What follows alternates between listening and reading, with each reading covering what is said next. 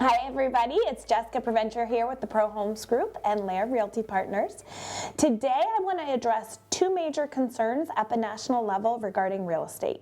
So the first thing I'm going to talk about in this video this week is the 2021 fear of foreclosure crisis. There's a lot of talk, there's a lot on social media about having another crisis that is similar to 2007 and 2008, and I just wanted to talk a little bit more in depth about what the research and predictions are really saying regarding this potential.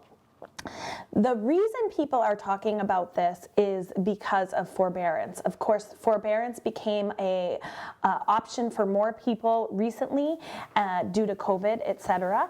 And the fear was all these millions of people were going to go into forbearance, and then all those forbearances were going to turn into distressed properties or foreclosures or REOs or things of that nature, and that would crash the market as a whole in 2021. So valid fear, especially for those of us that have trauma from what happened in 2006, 7, and 8. So let's kind of address that. First of all, there has been a dramatic decrease in active forbearances. In fact, we've decreased all the way down to 3.01 million active individuals in forbearance, which has that's less than half of the total we had in May, which was at 8.47%. Please also understand that the fears and the predictions were that there was going to be 30 million people in forbearance, like these huge numbers, and that's not what happened. It was 8.47 and it's decreased to 3.01, which is huge.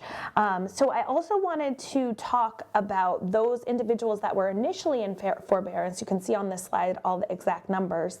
44% of those that were in forbearance are now either removed, meaning they've determined they continued to pay their mortgage, they've determined now that they no longer need forbearance and they're on track and good to go, or they have paid off their mortgage. And so that payoff could be that they sold their home and decided they could no longer hold on to the home, but it means that they sold it and the entire mortgage was paid off, which means it was not a foreclosure or a REO or a otherwise distressed property, which is huge. There's another 481,000 that their forbearance has expired.